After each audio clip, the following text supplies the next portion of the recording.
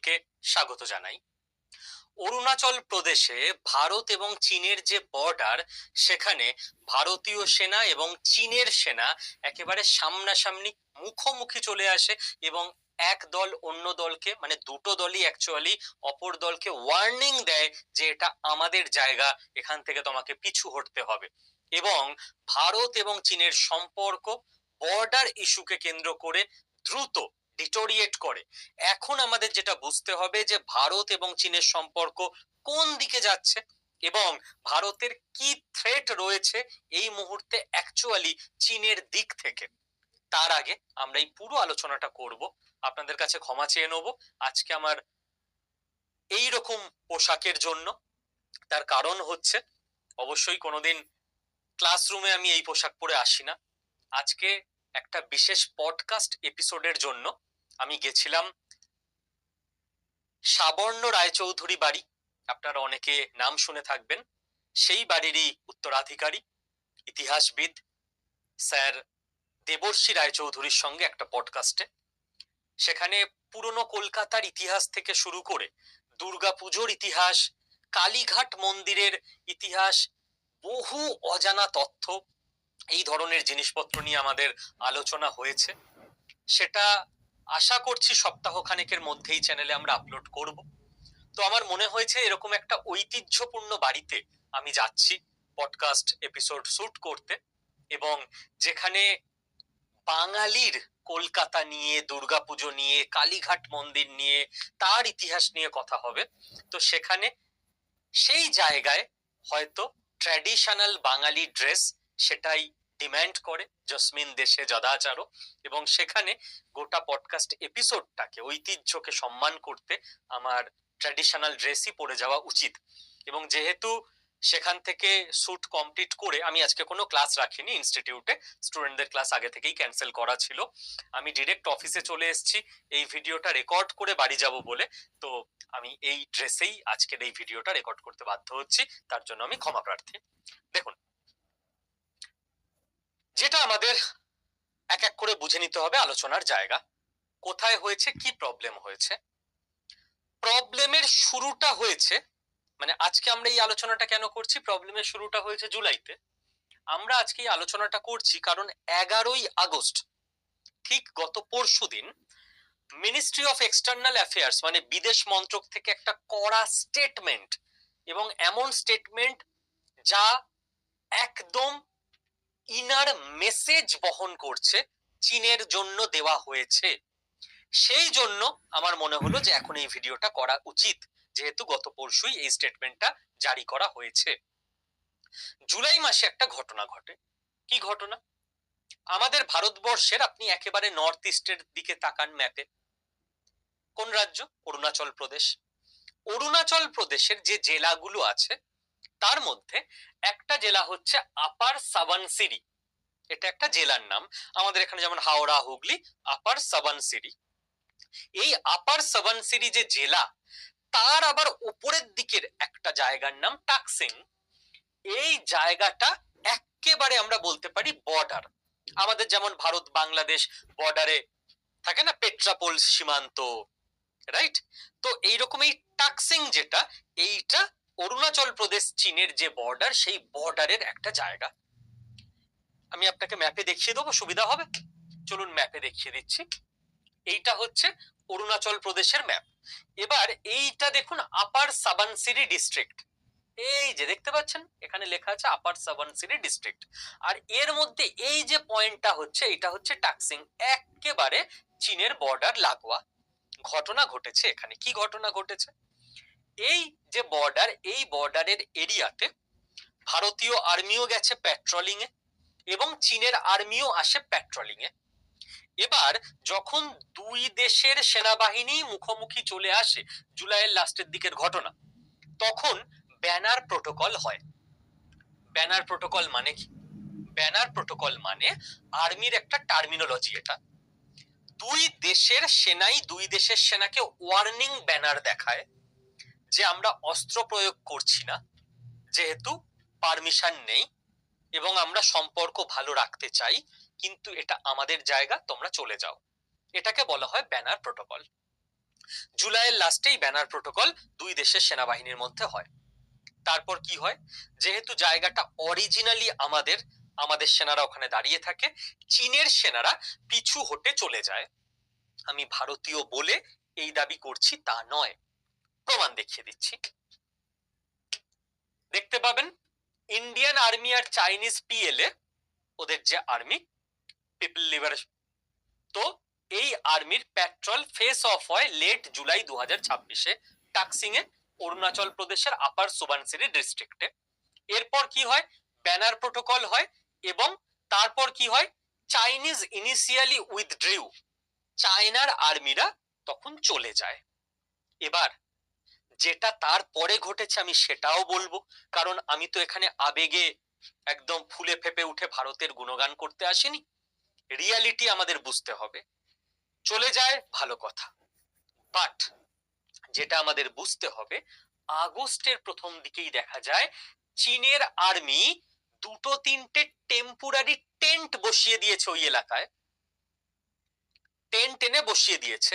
আপনি বলবেন sir rest নিচ্ছিল, ঘুরছিল তাই বসিয়েছে টেম্পোরারি, মানুষ কি ছাউনি দিয়ে একটু বসতে পারবে না? আপনি কিরকম হৃদয়হীন, আপনি হকার দেখলেই মনে হচ্ছে বলেছেন তুলে দিন তুলে দিন, ওরা একটু বসতে পারবে না? চীনের লোক কোনো টেম্পোরারি টেন্ট খাটাতে পারবে না আমার দেশে, কোনো অবৈধ বাংলাদেশি পারবে না, কোনো পাকিস্তানি পারবে না। আমি হৃদয়হীন, এখানে ভারতীয়রাই থাকবে কেবল। হ্যাঁ, ঘুরতে এসো, পাসপোর্ট ভিসা নিয়ে এসো, নিশ্চয়ই এসো, সব জায়গায় ঘোরো, কোনো অসুবিধা নেই। তো টেম্পোরারি টেন্ট এটাকে মোটেই সহজভাবে নেওয়ার মানে হয় না, যেখানে ভারত এবং চীনের নির্দিষ্ট বর্ডার নেই। স্যার ভারত চীনের নির্দিষ্ট বর্ডার নেই মানে? বর্ডার নেই মানে বর্ডার নেই। ভারত এবং চীনের যেটা আছে ওটা LAC, line of actual control, কোনো ইন্টারন্যাশনাল বর্ডার নেই, এটা বুঝুন আগে। এবং LAC মানেই যত রাজ্যের গন্ডগোলের শুরু ওখানে হবে। LAC মানে দুটো দেশই নির্দিষ্ট কোনো ইন্টারন্যাশনাল বর্ডারকে মানেনি, জায়গা ডিসপিউটেড। LACর কনসেপ্ট আমাদের কাছে একরকম, যে এতটা আমাদের, চীনের কাছে আর এক রকম, যে এতটা আমাদের। লাইন অফ অ্যাকচুয়াল কন্ট্রোল দিয়ে কাজ চলছে, কাজেই এটা একটা বিশাল বড় ফল্ট লাইন ভবিষ্যতের জন্য ভারত চীন সম্পর্কে। এবার এবার এই জায়গাটার জিওগ্রাফিক্যাল ইম্পর্টেন্স আপনি বুঝুন।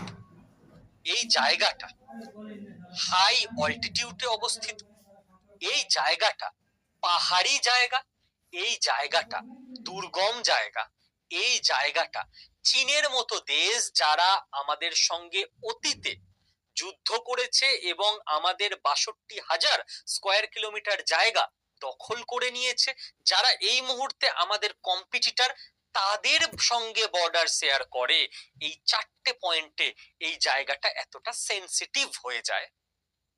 বোঝা গেল? এবার এহেন অবস্থায় কি হয়েছে, জুলাইতে ফেস অফ হলো, ব্যানার প্রোটোকল, চাইনিজরা পিছিয়ে গেল।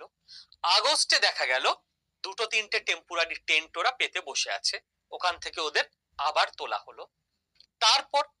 তারপর 6ই আগস্ট আর একটা ঘটনা ঘটেছে, সেটা হচ্ছে 36তম মিটিং হয়েছে WMCCর। WM মানে ওয়ার্কিং মেকানিজম, ঠিক আছে? চীন এবং ভারতের মধ্যে যে ওয়ার্কিং মেকানিজম, তার যে কোঅপারেশন, সেইটাকে শর্ট ফর্মে বলা হয় WMCC। WMCC তে থাকে হাই লেভেল আর্মি অফিসাররা, তাদের 36তম মিটিং এ এটা কনক্লুশন এসছে, না না দুটো দেশের বন্ধুত্বপূর্ণ সম্পর্ক থাকবে, আমরা সরে যাচ্ছি। বাট ভারত এটাকে ইজি ভাবে নেয়নি। তার প্রমাণ পাওয়া যায় 11ই আগস্ট, গত পরশুদিন, মিনিস্ট্রি অফ এক্সটার্নাল অ্যাফেয়ার্স এর স্টেটমেন্টে। মিনিস্ট্রি অফ এক্সটার্নাল অ্যাফেয়ার্স কি স্টেটমেন্ট দিয়েছে? পরিষ্কার অফিসিয়ালি এই স্টেটমেন্ট দিয়েছে। আগে আমাদের কি স্টেটমেন্ট থাকতো? বর্ডারের জায়গায় বর্ডারের সমস্যা থাকবেই, কিন্তু তাই বলে দুটো দেশের development, business cooperation, bilateral ties, এগুলোতে কোনো প্রভাব পড়বে না, এটা থাকতো। এখন আমাদের অফিসিয়াল স্টেটমেন্ট হয়ে গেছে, চীন যদি ভারতকে পাশে চাও, সম্পর্কের উন্নতি চাও, তাহলে বর্ডারের প্রবলেম মেটাও। বর্ডারে যদি শান্তি রাখো তাহলেই দুটো দেশের সম্পর্ক এগোবে, নচেত নয়। পরিষ্কার মেসেজ দেখিয়ে দিচ্ছি, একদম অথেন্টিক ডেটা দিয়ে। দেখুন কি বলছে, সমস্ত নিউজ পেপার কভার করেছে এটাকে। পিস ইন বর্ডার এরিয়াজ, এইটা নিয়ে পরিষ্কার আমাদের মিনিস্ট্রি অফ এক্সটার্নাল অ্যাফেয়ার্স কি বলেছে, বলেছে we have also stated that the state of the border affairs will reflect on the state of our larger bilateral ties. বর্ডারে যে অবস্থা থাকবে সেই অবস্থাই রিফ্লেক্ট করবে আমাদের দুটো দেশের সম্পর্কে। মেসেজ ক্লিয়ার না? সম্পর্কের উন্নতি চাইলে বর্ডার ঠিক করো। এবং ভারত কয়েকদিন আগে আর একটা কাণ্ড ঘটিয়েছিল, যেটা আমরা এই চ্যানেলে আমি ভেবেছিলাম একটা শর্ট ভিডিও করব, বাট ওই দিন অন্য ইম্পর্টেন্ট টপিক এসে গেছিল বলে আমি আর করিনি। ব্যাচে ক্লাসে আমি পড়িয়েছিলাম এটা। কি, ভারত অরুণাচল প্রদেশের 27টা জায়গার নতুন নামকরণ করে অফিসিয়াল ম্যাপে সেগুলোকে ডকুমেন্টেড করে দিয়েছে, যেটা দেখে অ্যাকচুয়ালি চীন তেলে বেগুনে জ্বলে উঠেছে যে এই ভারত তো চুপ করে বসে থাকছে না। কারণ হয় কি, এই যে অফিসিয়াল ম্যাপ গুলো হয়, এই অফিসিয়াল ম্যাপ গুলো প্রচন্ড ইম্পর্টেন্ট হয়। চীন এতদিন কি দাবি করত, এই জায়গাটার নাম দেখুন, চাইনিজ নাম এটার, তো এই জায়গাটা তো ঐতিহাসিকভাবে আমাদেরই। তো প্রত্যেকটা গ্রাউন্ডে খেলতে হয় ভারতকে, প্রত্যেকটা জিনিসপত্র পলিটিক্যাল, মিলিটারি, জিওপলিটিক্যাল সব ঠিকঠাক রাখতে হয়, লিগাল। ভারত 27টা জায়গার নিজের মতো নাম দিয়ে, যেখানে একটা জায়গার নাম দিয়ে দিয়েছে শিবাজি নগর, এরকম নাম দিয়ে একটা লেক, সেই লেকটার নাম দিয়েছি আমরা, আমাদের ম্যাপে আপডেট করে দিয়েছিলাম। সেই 27টা জায়গা ভারতের ম্যাপেও আছে অফিসিয়াল। ওরা আগে বলতো ভারতের ম্যাপে কোথায় এই 27টা জায়গা আছে দেখান, নাম নেই, ম্যাপে শো নেই। আমরা ম্যাপে নাম টাম দিয়ে শোকেস করে দিয়ে দিয়েছি। এটার ইম্প্যাক্ট আজকে পাবো না, 30 বছর পর কোনো আইনি লড়াই হলে ভারত এটাকে প্রমাণ হিসেবে তখন দেখাতে পারবে, যেই তো আমাদের নাম ছিল, আগে থেকেই ছিল। তো চীন এটা বুঝে গেছে যে ভারত কি চালতে চাইছে, ভারত বসে নেই। ভারতের একটা টিম অরুণাচল প্রদেশের উপর কাজ করছে, যার ফলে চীন রিয়াক্ট করে ফেলে এবং রিয়াক্ট করে আবারও হালকাভাবে কেস খেয়ে যায়, যদি আমি আনঅফিসিয়াল ল্যাঙ্গুয়েজে বলতে চাই। তো এবার কথা হচ্ছে, ভারত হঠাৎ করে রিস্ক নিচ্ছে কেন? ভারতের সমস্যার শেষ নেই, পাকিস্তান সমস্যা, বাংলাদেশ সমস্যা, আমেরিকা সমস্যা, তেল গ্যাসের সমস্যা, এর মধ্যে ভারত এইসব রিস্ক নিচ্ছে কেন চীনকে নিয়ে? চীনের সঙ্গে তো রাশিয়ার মধ্যস্থতায় এবং আমেরিকার কাছ থেকে ধাক্কা খেয়ে ভারত চীন ভালোই কাছাকাছি এসে বন্ধুত্বপূর্ণ সম্পর্ক তৈরি হচ্ছে। তো ভারত আরো অ্যাগ্রেসিভ কেন হচ্ছে চীনের ওপর? কারণ ভারত একটা কথা বুঝে গেছে, ভারতে যে নির্দিষ্ট টিম অফিসারদের যারা চীনকে নিয়ে অল টাইম কাজ করছে এবং রিপোর্ট বুক আপডেট করছে, যে চীন এখন প্রচন্ড চাপে আছে, এই মুহূর্তে ভারত একের পর এক স্টেপ চেলে নিতে পারে। যখন চীন স্ট্রং থাকবে তখন ভারত এগুলো করতে পারবে না। শত্রু যখন চাপে আছে তখন এগিয়ে যাওয়াটা বুদ্ধিমানের কাজ। কি নিয়ে চাপে আছে চীন? চীন একটা জিনিস খুব ভালো করে বোঝে, সেটা হচ্ছে ইউএসএ পৃথিবীর সুপার পাওয়ার, আমরা সবাই জানি, আজ অব্দি এটা অস্বীকার করার জায়গা নেই। ভবিষ্যতে হয়তো থাকবে না, তখন আমরা বলতে পারি। ইউএস এর নাম্বার 1 টার্গেট বা এনিমি হচ্ছে চীন। চীনের থিঙ্ক ট্যাঙ্ক এবং জিওপলিটিক্যাল অ্যানালিস্টরা এবং চীনের সরকার এটা খুব ভালো করে বোঝে। এটা বোঝার জন্য কোনো রকেট সায়েন্স পড়ার দরকার নেই, হিসেব ক্লিয়ার। নাম্বার 1 এর শত্রু সবসময় নাম্বার 2ই হবে। এই জন্য এক সময় আমেরিকা বনাম রাশিয়া ছিল, রাশিয়া যতদিন যাচ্ছে ডিটোরিয়েট করছে, চীন নিজেকে ইকোনমিক্যালি মিলিটারি পাওয়ারে 2 নম্বরে নিয়ে এসছে। তো আমেরিকার ডিরেক্ট শত্রু, একদম ফার্স্ট শত্রু অবশ্যই চীন। এবং আমেরিকা খুব ভালো করে একটা কথা বুঝে গেছে যে আমেরিকা চীনের ব্যাপারে দেরি করে ফেলেছে, চীনকে অনেক আগে থেকে আটকানো উচিত ছিল। এখন চীনকে আটকাতে পারছে না আমেরিকা, এবং চীন নিজের সোসাইটিকে এমন ভাবে আমেরিকার থেকে কাট আউট করে রেখেছে যে আমেরিকা চিরাচরিত পদ্ধতিতে যেভাবে পৃথিবীর বাকি দেশে গন্ডগোল পাকিয়ে সেই দেশটাকে পিছিয়ে দেয়, চীনের ক্ষেত্রে আমেরিকা সেটাও পারছে না। তো আমেরিকাও কিন্তু চীনের ব্যাপারে মরিয়া হয়ে উঠছে। কি করে চীনকে আটকানো যায়। চীন এটা খুব ভালো করে জানে এবং চীন এটাও খুব ভালো করে বোঝে যে আমেরিকা লুফে নেবে ভারতের অফার। যদি ভারত একবার বলে যে আমেরিকা চলো তোমার দিকে আছি আমরা চীনের বিরুদ্ধে, আমেরিকা ভারতের থেকে এটাই শুনতে চায়। ভারতের কোনো সরকার বিজেপি, তৃণমূল, সিপিএম, কংগ্রেস, আম আদমি পার্টি, কোনো সরকার যদি আমেরিকাকে একবার বলে না যে আমরা তোমাদের হয়ে কাজ করব চীনের বিরুদ্ধে, আমি আর তুমি একসঙ্গে আছি, সেই সরকারকে আমেরিকার সিআইএ এই প্রমিসও করে দিতে পারে যে নেক্সট 50 বছর ভারতে তোমার সরকার পড়তে দেব না, এত টাকা ঢালবো, এত প্রচার করব, গোটা সোশ্যাল মিডিয়ার ন্যারেটিভ এমন ভাবে সেট করে দেবো, খালি ব্যাস এটুকুই চাই, চীনের বিরুদ্ধে আমার সঙ্গে থাকো, কারণ চীনকে কন্ট্রোল করতে লেট করে ফেলেছি। এখন চীনের লাগোয়া একটাই বড় দেশ আছে ভারত, যারা চীনের সঙ্গে বাউন্ডারি শেয়ার করে, যারা যদি আমাদের সঙ্গে মিলেমিশে কাজ করে আমরা চীনকে আটকে দিতে পারবো। আমেরিকা এই কথাটাই অ্যাকচুয়ালি ভারতের থেকে শুনতে চায়, তাই ভারতকে এত চাপ দেয় যাতে ভারত বাধ্য হয়ে এটা ভাবে দূর ভাই আমাদের তো কোনো ক্ষতি নেই যদি আমরা আমেরিকার দিকে সরে যাই, বরং আমেরিকা আরো টাকা দেবে, আরো সাপোর্ট দেবে, সরকারের স্টেবিলিটি দেবে, পাকিস্তানের থেকে সাপোর্ট হয়তো তুলে নেবে আমেরিকা, জাস্ট চীনের বিরুদ্ধে চলে যেতে হবে আমেরিকার সঙ্গে। চীনের বিরুদ্ধে আমাদেরও অ্যাজ কিছু করতে হবে না, আমাদের জমি ইউজ করে আমেরিকা কিছু করবে এবং আমাদের আর্মি চীনের পাশে থাকার কারণে যে ইন্টেলিজেন্স গুলো গ্যাদার করতে পারবে সেগুলোকে জাস্ট আমেরিকাকে দিয়ে দিলেই হবে। আমেরিকার জন্য এর থেকে বেশি ভারতকে কিছু করতেও হবে না। কিন্তু ভারত সেটা করে না একটাই কারণে, যে আমেরিকার স্যাটেলাইট স্টেট একবার আমরা যদি হয়ে যাই আমরা আর কোনো দিন মাথা উঁচু করে নাম্বার 1 হতে পারবো না। আমরা আজীবন আমেরিকার স্যাটেলাইট স্টেট হয়েই বেঁচে থাকবো এবং সেটা 70, 75, 100 বছর ভালো লাগতে পারে, তারপরে লং টার্মে গিয়ে ভারত শেষ হয়ে যাবে। এখন যদি নেতারা সিদ্ধান্ত নেয় আরো 3-4টে প্রজন্ম ভালো থাকবে ভারতে, মানে আয়েসে থাকবে, কোনো অভাব অভিযোগ কিছু হবেই না, তারপর ভারত শেষ হয়ে যাবে।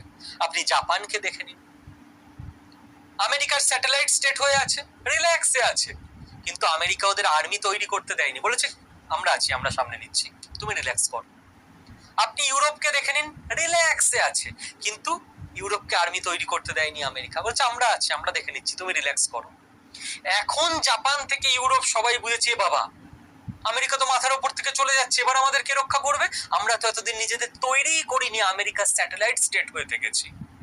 ভারত, আমি ভারতের যে সমস্ত অফিসাররা, যে সমস্ত নেতা মন্ত্রীরা, যে সমস্ত বিরোধী নেতা মন্ত্রীরা, যারাই যে যেখানে আছে, এই সিদ্ধান্ত নিয়েছে যে আমাদের যত প্রবলেম হোক আমরা আমেরিকার স্যাটেলাইট স্টেট হব না, তাদের প্রণাম জানাই, ধন্যবাদ জানাই। তাদের লাইফ সেট হয়ে যেত আমেরিকার সঙ্গে সমঝোতা করে নিলে, আমাদেরও এখন 3-4টে প্রজন্ম সেট হয়ে যেত, তারপর দেশটা আর থাকতো না। এবার চীনের মাথায় এই ভয়টা আছে যে ভারত যদি একবার চলে যায় আমেরিকার দিকে আমি শেষ, ভারত আর আমেরিকা মিলে আমাকে নামিয়ে দেবে, আমাকে উঠতে দেবে না। তাই চীন কোনোভাবেই রিস্ক নিতে পারবে না যে ভারতের সঙ্গে সম্পর্ক এতটা খারাপ করে ফেলি যে ভারত আমেরিকার লবিতে চলে যায়। ভারত চীনের এই দুর্বলতাটাকে ভালো করে বোঝে এবং চীন যে এই দুর্বল মুহূর্তে আছে এটাকেই এনক্যাশ করে ভারত চাইছে তার লং স্ট্যান্ডিং যে কাজগুলো করার সেগুলো করে নিতে। তারই একটা পার্ট অরুণাচলের 27টা জায়গার নাম ম্যাপে আপডেট করে দেওয়া। এবং ইন্ডিয়ার স্ট্র্যাটেজি কি? ইন্ডিয়ার স্ট্র্যাটেজি ক্লিয়ার, চীনকে এইটা মেসেজ দিয়ে চাপে রাখা, যাবো নাকি আমেরিকার লবিতে, আমাদের তো লাইফ সেট, কিছু হারানোর নেই, বোঝো। আর আমেরিকাকে এই মেসেজ দিয়ে চাপে রাখা, নাম্বার 1 আছো সবই তো ঠিক আছে, বাট নাম্বার 2 আর নাম্বার 3 চীন আর ভারত যদি মিশে যায় নাম্বার 1 সামলাতে পারবে তো একা? এই ব্যালেন্সের কাজ অসাধারণ ভাবে ভারত করে চলেছে। চ্যালেঞ্জ অনেক, বাট তার মধ্যেও এখনো অব্দি তো ঠিকঠাক ভাবে করে চলেছে। এবং এই যে আমরা করতে পারছি, ইন্ডিয়া যে নিজের স্ট্র্যাটেজি চেঞ্জ করতে পারছে চীনের ব্যাপারেও, কিরকম চেঞ্জ করতে পারছে আমি একটু বলে নিই। ভারতের ঘোষিত, এর একদম ঘোষিত, ঠিক আছে, লোকসভায় পার্লামেন্টে একদম স্পিচ আছে মন্ত্রীর, ভারতের ঘোষিত স্ট্র্যাটেজি ছিল আজ থেকে 15-20 বছর আগে, যে নর্থ ইস্ট বা চীনের লাগোয়া যে আমাদের বর্ডার স্টেট গুলো আছে সেখানে আমরা কোনো উন্নয়ন করব না বর্ডার এরিয়ায়। কেন? চীনের আর্মি দখল করে নিতে পারে বর্ডার এরিয়া, এবং সেইখানে যদি রাস্তাঘাট থাকে আর্মি চীনের ওই রাস্তা দিয়ে আরো দ্রুত ভারতে ঢুকে পড়তে পারে। ওই জন্য আমরা ওখানে সব ভাঙাচোরা করে রেখে দেবো যাতে চীনের ট্যাঙ্ক, আর্মির গাড়ি এগুলো ঢুকতে না পারে। ওটা আমাদের স্ট্র্যাটেজি ছিল 15-20 বছর আগে।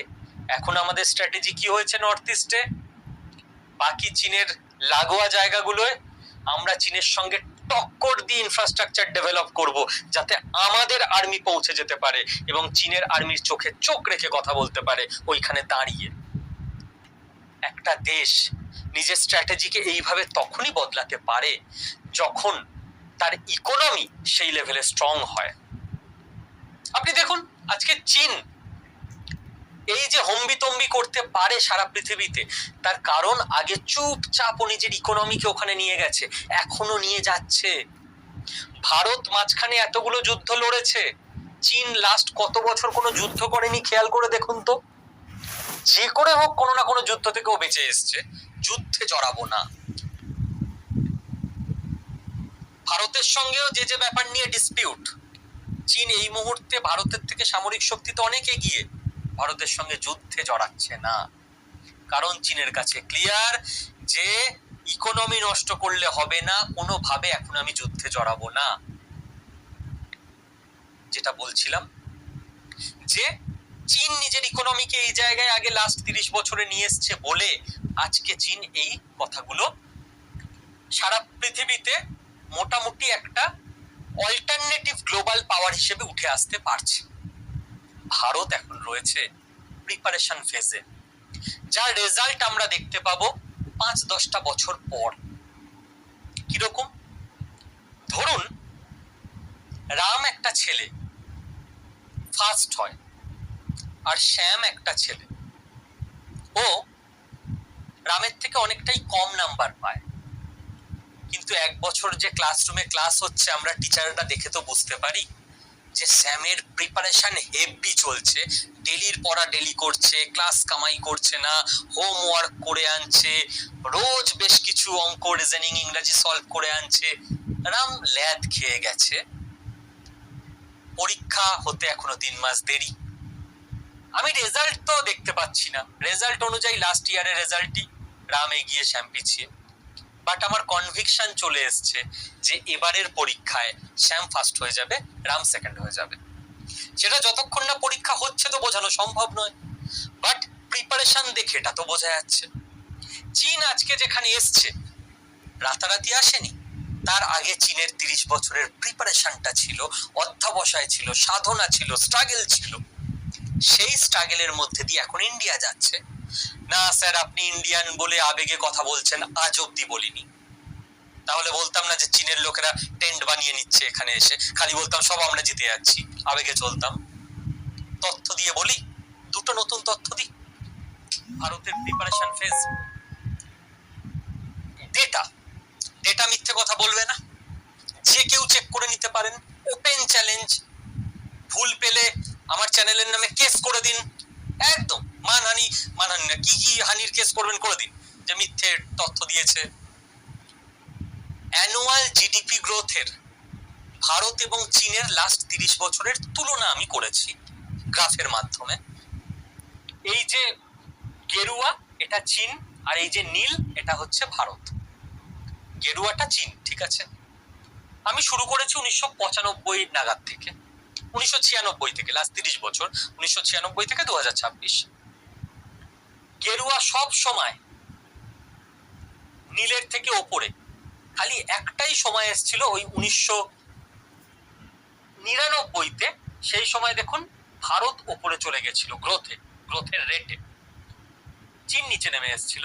বাকি অল টাইম গেরুয়া আমাদের থেকে অনেক ওপরে।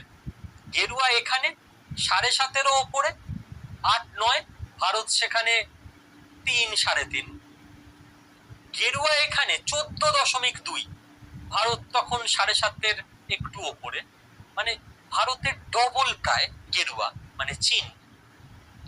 দেখুন অল টাইম এই চলছে, গেরুয়া ওপরে।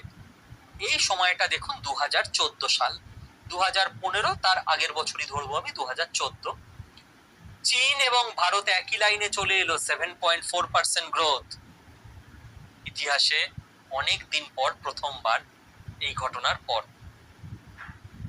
এবং এই সময় থেকে দেখুন Bharat year on year grow করতে শুরু করলো, চীন পিছিয়ে পড়তে শুরু করলো। আবার এই যে জায়গাটা, এই জায়গাটা চীন আর ভারত একই হয়ে গেল। এই ড্রপটা এসেছিল 2020-তে। এটা কোন সময়? এটা কোভিডের সময়, করোনা। চীনও নেমেছে, ভারত হু হু করে মারাত্মক নেমে গেছিল। চীন নেমেছিল 2.5-এর নিচে, ভারত তো একেবারে মাইনাসে চলে গেছিল। কিন্তু তার পরের বছরেই 2021 থেকে যে কামব্যাকটা হলো, আবার ভারত নীল এগিয়ে গেল। এবং তারপর থেকে দেখুন কন্টিনিউ ভারতই ওপরে রয়েছে 2026 পর্যন্ত। যেটা কিন্তু 2014-র আগে মাত্র একবার অঘটনটা ঘটেছিল চীনের, চীন ভারতের নিচে নেমে গেছিল। 2014-র পর এই অঘটন চীনের বেশিরভাগ বছরে ঘটেছে, কম বছরেই এইটা, এই 2-3টে বছরেই খালি ভারতের ওপরে ওরা থাকতে পেরেছে। তার মানে ডেটা বলছে গ্রোথ রেট অনুযায়ী ভারত স্পিড নিচ্ছে। এবার চীন আমাদের থেকে এত এগিয়ে আছে, একদিনে কি আমরা টপকে যাব? না। কিন্তু এই যে প্রিপারেশন ফেজ চলছে, এর রেজাল্ট 3 মাসে পাওয়া যাবে না, জিওপলিটিক্সের রেজাল্ট পেতে 5-10 বছর লাগে। একদম রিয়েল লাইফ বুঝবেন যদি আমি একটা ডেটা দেখাই। এসব ছাড়ুন তথ্য গ্রাফ, এর থেকে বড় ডেটা হয় না যদি রিয়েল লাইফ বুঝতে চান। আমি সার্চ করছিলাম যে আন্ডার কনস্ট্রাকশন, আমি সবসময় বলি না যে একটা বাড়ি তৈরি হতে গেলে ফাইনাল সাজানো গোছানো তো লাস্ট 3 দিনের কাজ, তার আগে 3-4 বছরের কাজ হয়। ভিত হচ্ছে, দেওয়াল উঠছে, ছাদ হচ্ছে, দরজা জানলা লাগছে। সেই সময় আপনি থাকতে পারবেন না, রেডি হয়নি। কিন্তু যে রেডিটা হচ্ছে না, একবার হয়ে গেলে 2-3 প্রজন্ম ওখানে বাস করতে পারবে, আর মাথায় ছাদ নিয়ে চিন্তা নেই। বাট একটা বাড়ি তৈরিতে যদি 1 কোটি টাকা লাগে, আপনার হয়তো 90 লাখ টাকা খরচ হয়ে গেছে, কিন্তু তখন আপনার বাড়িটা হয়নি থাকার মতো, কারণ ইলেকট্রিক লাইনটা হয়নি। ইলেকট্রিক লাইন হতে হয়তো 50,000 টাকা খরচ, আপনি তার আগে 90 লাখ খরচ করে রেডি করে ফেলেছেন, বাট আপনার বাড়ি তো রেডি হয়নি। তাই বলে কি আপনার 90 লাখ খরচটা বৃথা?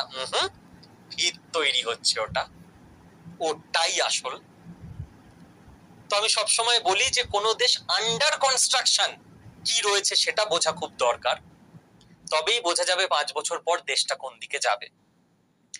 আপনি এখন চীন, দুবাই, আমেরিকা এইসব দেশের শহর ভাবলেই কি ভাববেন? উঁচু উঁচু বিল্ডিং, শহর। 5 বছরে কি হবে, অবস্থা পাল্টাবে দেখবেন। অফিসিয়াল গুগল থেকে ডেটা, আপনি নিজে সার্চ করে দেখে নিতে পারেন। পৃথিবীর টপ 10টা শহরের নাম আমি খুঁজছিলাম যেখানে স্কাই স্ক্র্যাপার্স তৈরি হচ্ছে, তৈরি হয়ে যায়নি, তৈরি হচ্ছে, আন্ডার কনস্ট্রাকশন। স্কাই স্ক্র্যাপার্স মানে যেসব বিল্ডিং এর হাইট 150 মিটারের ওপরে।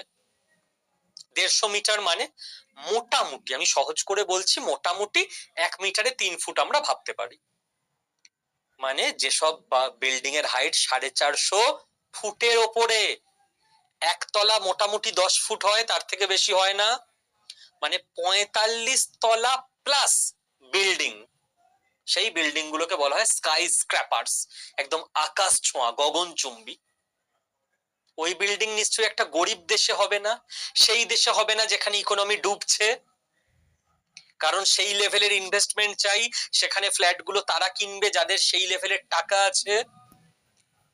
1 নাম্বার ভারত, ভারতের একটা শহর যেখানে 306খানা এই মুহূর্তে স্কাই স্ক্র্যাপার তৈরি হচ্ছে, নতুন 306টা। সেকেন্ড আবার ভারত, হায়দ্রাবাদ, 198টা তৈরি হচ্ছে এই মুহূর্তে। থার্ড আবার ভারত, গোটা পৃথিবীতে 1 2 3 ভারত ভারত ভারত। গুরগাঁও, 170টা তৈরি হচ্ছে। 4th রাশিয়া, 5th আবার ভারত, 6th চীন, 7th দুবাই, বড় বড় বিল্ডিং, 8th চীন, 9 চীন, 10th আবার ভারত, নভি মুম্বাই। তার মানে 1 2 3 5 আর 10। প্রথম 10টার মধ্যে 5টা তো ভারতের শহর গোটা পৃথিবীতে। তার মধ্যে ফার্স্ট সেকেন্ড থার্ড 3টে পজিশন ভারত নিয়ে রেখেছে, এবং ফার্স্ট সেকেন্ড থার্ড মিলিয়ে এতগুলো নাম্বার, পরের গুলো যোগ করে অত সংখ্যা হবে কিনা ঠিক নেই। এর থেকে বড় রিয়েল লাইফ এক্সাম্পল কিছু নেই কোন দেশ পৃথিবীতে এগোচ্ছে এটা বোঝার জন্য। একটা বিল্ডিং তৈরি হচ্ছে মানে একটা বিল্ডিং তৈরি হচ্ছে না, দেশের উন্নতির প্যারামিটার ওটা, দেশের ইকোনমিক কর্মকাণ্ড কোন দিকে যাচ্ছে। এখানে যদি 306টা টাওয়ার হয় খালি মুম্বাইতে, এক একটা টাওয়ারে যদি 50টা করে ফ্ল্যাট থাকে, তাহলে এখানে 1500টা ফ্ল্যাট আছে। স্কাই স্ক্র্যাপার বিল্ডিং মানে সেই ফ্ল্যাটগুলোর দাম 4 কোটি 5 কোটি করে। তাহলে নিশ্চয়ই যে প্রমোটার ইনভেস্ট করছে সে জানে 5 কোটি টাকা দিয়ে 1500টা লোক মুম্বাইতে ফ্ল্যাট কেনার জন্য রেডি আছে। মার্কেট রিসার্চ না করে তারা নেমে যায়নি। আর কিছু বুঝতে হবে না দেশের উন্নতি নিয়ে। স্যার গ্রাউন্ড রিয়ালিটি তো অন্য কথা বলছে, আরো 5 থেকে 10 বছর বলবে, তারপর এইগুলো গ্রাউন্ড রিয়ালিটি হিসেবে চলে আসবে। বোঝাতে পারলাম কিভাবে ডেটা রিসার্চ করতে হয় এবং বুঝতে হয় ইন্ডিকেশন কোন দেশ কোন দিকে যাচ্ছে। এবার আমি একটাই কথা বলবো যে চীনের সঙ্গে কোনো যুদ্ধ হবে না, ভারতও করতে চায় না, চীন তো আরো বেশি করে চায় না। ভারত জাস্ট চীনের এই দুর্বলতার সুযোগটাকে নিয়ে কিছু কিছু ছোট ছোট স্টেপ এগিয়ে নিতে চাইছে।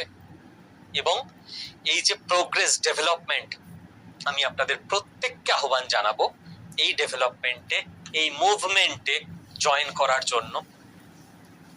এই মুভমেন্টে জয়েন করুন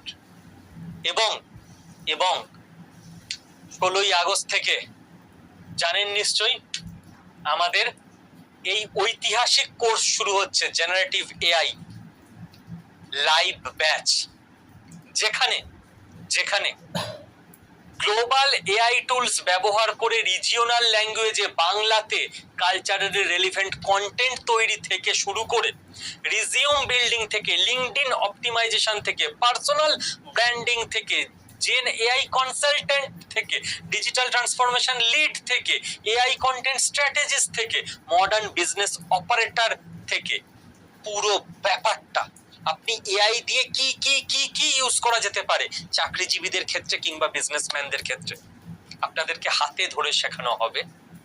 এবং আপনারা 3 থেকে 3.5 মাস পর ভারতের এই গ্রোথ স্টোরিকে আরো এগিয়ে নিয়ে যেতে পারবেন।